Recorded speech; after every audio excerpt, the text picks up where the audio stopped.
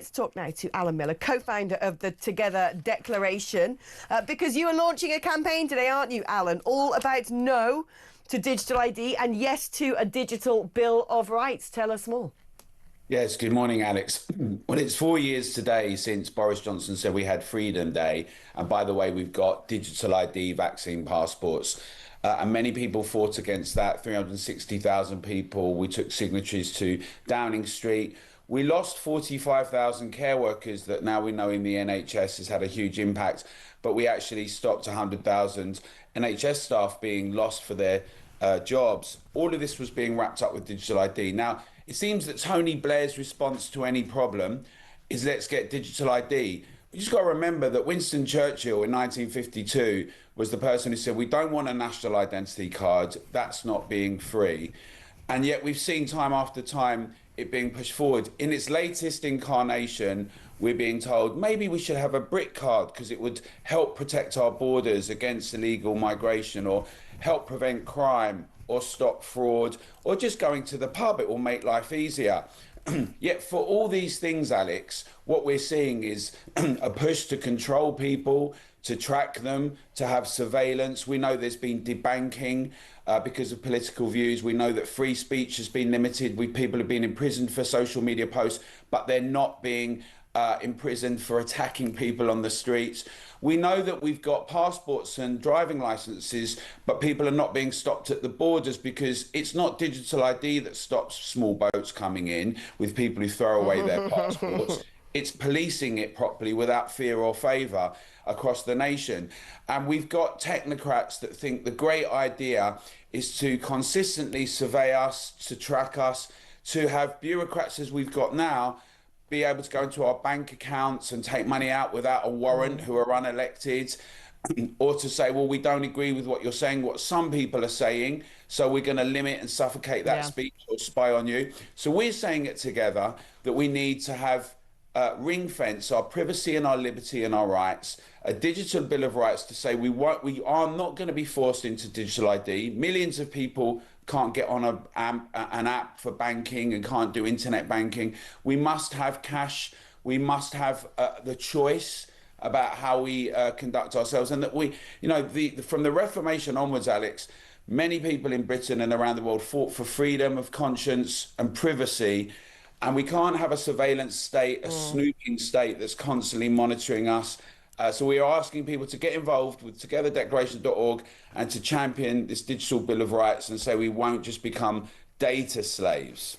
I mean, this is the thing, isn't it? When policies are introduced, this always happens, whatever it is, it's introduced arguably as some sort of good idea or because it's needed at this point in time. And then it grows, it snowballs, it has various tentacles, it gets more competencies and powers and morphs into something it was never intended to be. And you can see, can't you, when you look at things like, oh, we need lifestyle medicine. I actually agree with lifestyle medicine instead of taking drugs. But, you know, everyone needs to lose weight to save the NHS. You can see how quickly, if you had digital ID, all of a sudden it's going to be monitoring your shopping. You've had too much cheese this month. Yeah. Or you've bought cigarettes and you shouldn't have done. You know, it's going to turn into very quickly, because this always happens inevitably, something like that sort of Communist Party of China social credit system.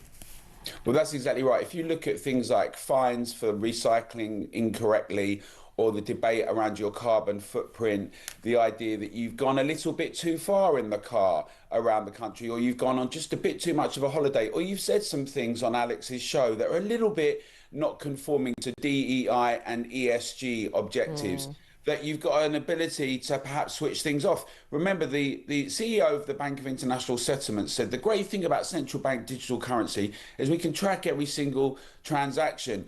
The idea of a programmable central bank currency that then we see that, you know, we say, well, let's have a lockdown, or perhaps you're saying things that are a bit unsavoury about what's happened in Southport, about children being murdered, or you're speculating about why that may be, and you can just quickly shut things down.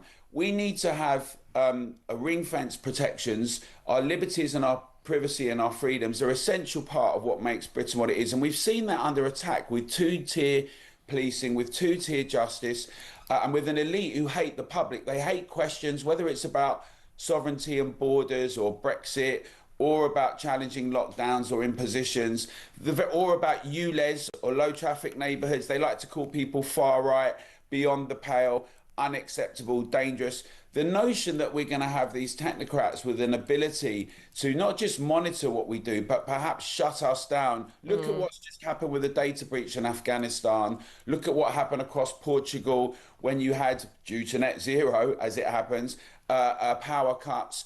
The idea that everything's hinged around this, there's data and security risks. They can't even protect their own spies and our servicemen and women, right? So the idea that they're going to be able to protect all of us from those things, all of it is inherently difficult and problematic. We're not saying we actually love technology. There should be lots of mechanisms to be able to utilize it and harness it. We just must, in the same way that you would say, well, look, we want to have a telephone, we want to have the Royal Mail, but we need protections and warrants about who's snooping and who's not.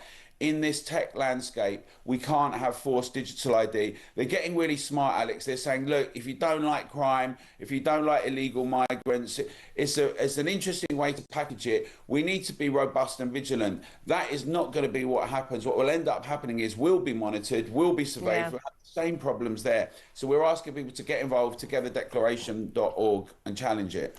I'm with you all the way on that. You know, I've never been too fussed about digital ID, but all of a sudden I'm kind of like, well, we kind of need it, and also it's going to be a disaster because I don't trust the government. Nobody does. So you're onto something there, Alan. There you go. Together Declaration, that is Alan Miller fighting the good fight for your freedoms.